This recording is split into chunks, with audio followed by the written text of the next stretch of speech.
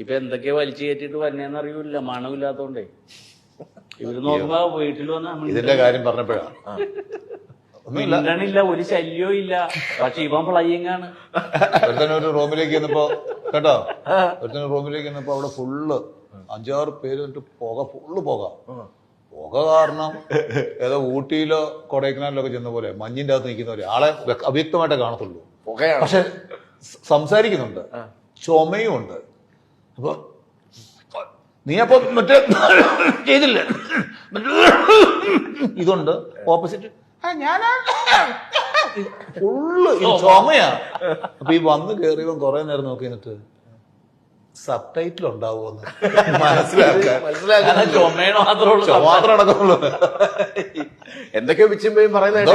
അപ്പൊ അവൻ ചോദിച്ചു സബ് ടൈറ്റിൽ ഉണ്ടായിരുന്നെങ്കിൽ മനസ്സിലാക്കാൻ ഇതെന്താണ് സംഭവിക്കുന്നതെന്നുള്ളതല്ലേ.